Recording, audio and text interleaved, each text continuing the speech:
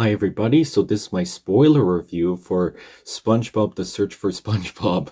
Oh boy, this has a kind of a redundant title, but I really liked it. I thought it was a cute movie. But in my spoiler review, at the end, the whole mission is that Flying Dutchman wants to use SpongeBob because he thinks he would free him and not be a ghost anymore and be a normal person. So I think that's why they couldn't get Bill Murray's brother. Instead, they got it's Mark Hamill, but he's playing a live action Flying Dutchman, and they really did a good job with the makeup. They even make his nose pointy. Like, they really stay authentic with that. And I think if you saw in the trailers, you do see Mr. Krabs and SpongeBob are pirate ghost, so they kind of already spoiled that for you. But yeah, they turn into Pirate Ghost, and there is a scene where he does apologize, because there was a part where Patrick and SpongeBob, they're like, I think you're holding me back, but then they're like, I'm sorry, can you ever forgive me?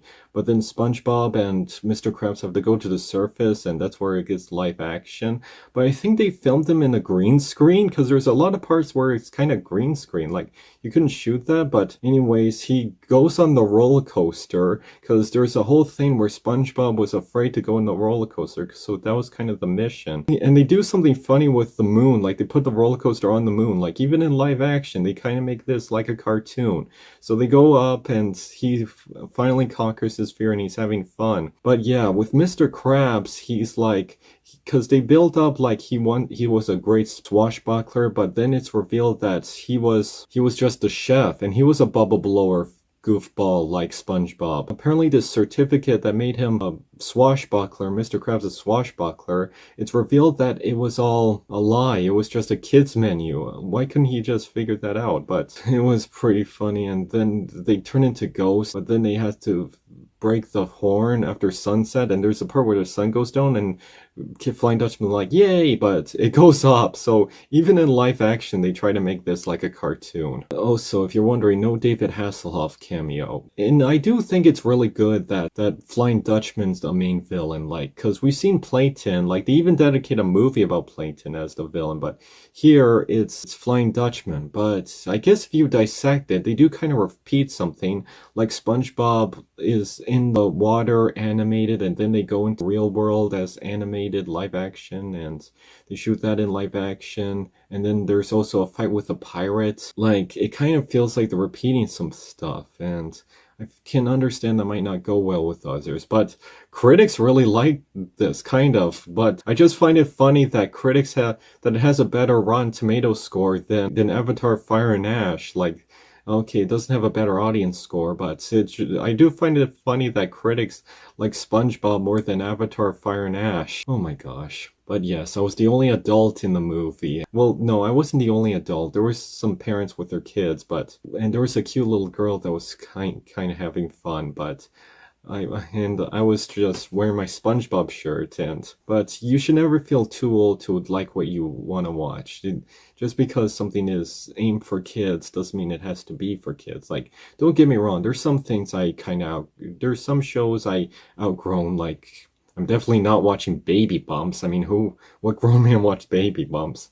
Or even Franklin the Turtle, which I do love as a kid, but there were moments where I thought I was too old for that. But anyways, SpongeBob is definitely a demographic that both kids and adults love. Like, there's a lot of jokes that you feel that have a lot of fun with it. And there are some butt jokes, but there wasn't that much in your face. I thought there were going to be too much butt jokes or gross humor, but it kept it to a minimum. There was a part where go to like these different places, like they're in the underworld, and it's almost like a video game where they have to battle these, like there's a part where they're called the Skeleton Guardians, which sounds like something from a comic book, but then they fight these skeletons, and there's a part where they go on a map and they're like axed that way, and it's almost like a video game where you have to do this task and go to the next level. So it's almost like a video game, kind of give me some Donkey Kong Country vibes to it. And I said this is my non-spoiler, but the animation was fine, but I do wish it was hand-drawn like the original. Or if you're gonna do CGI, maybe do it kind of like what Mutant Mayhem did, where it's kind of like a mix between CG and hand-drawn. Because I remember seeing this concept picture thing where they did that. But anyway, I thought the animation was pretty okay. And Squidward, like, there's this whole thing where Squidward, like, he tags along with Mr. Krabs to rescue SpongeBob, but he doesn't do that much. He says some white crap. He runs into these sirens that ticks them off, and then the Winnebago gets destroyed, and they go to this car repair shop, and, well, not this store, and there's this three-headed seagull, and there's, like, these skeletons that made me go, ugh. Like, there was a guy's shoe, and it had a bone in it, and I'm like, ugh. Like, there's a little bit of scary imagery, but not too scary, because it is for kids. Yeah, the three-headed seagull was pretty interesting that they did there. And Squidward, like, I wish he did more. Like, he doesn't do that much. But there's a scene at the end where they all saved the day, they all hugged each other, and everybody lives back to normal. And everyone hugs, and there's like, something's missing. And he left Squidward in the underworld. Like, he's just trying to get out. Oh, and they go to a high school to try to get into the underworld. And I'm like, how did they do that? And it's like a normal high school, a Bikini Bottom high school. And it's like, and there's this dodgeball coach that talks to Squidward. It's like, you owe me 10 laps. And how did they get to the underworld? They find a locker, and it's Davy Jones's locker. Davy Jones, so he went to high school?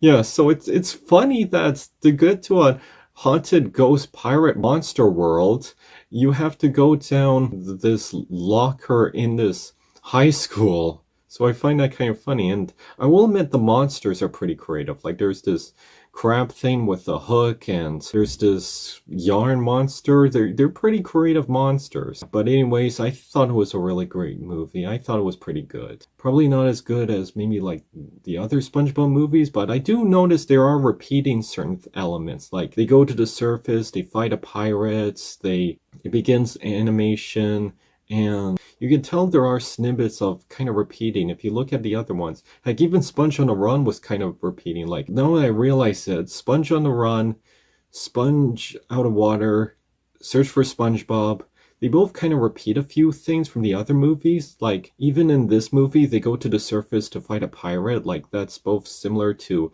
Sponge Out of Water and Search for SpongeBob, but even them going to the monster world was kind of like the trench part in the first one. And even in Sponge on the Run, like, that was like they go on a road trip. They even have to face Kane. Like, that's like, you can tell there's a lot of snippets from like the other SpongeBob movies. But I think it's really important, like, if they do another SpongeBob movie, I think it's very important that they do try to tell a new story, like a very different story. Because, like, one time I was watching this guy who was talking about movies, and he was talking about how, like, comparing movies and sequels that repeat a few things. Like, I can tell this kind of repeat a few things from the other SpongeBob movies. Like, I think it's important to do a new story. Well, what did you thought of Search for SpongeBob? Did you like it? Did you thought it was okay? Did you enjoy this movie? Did you have kids who enjoyed this movie?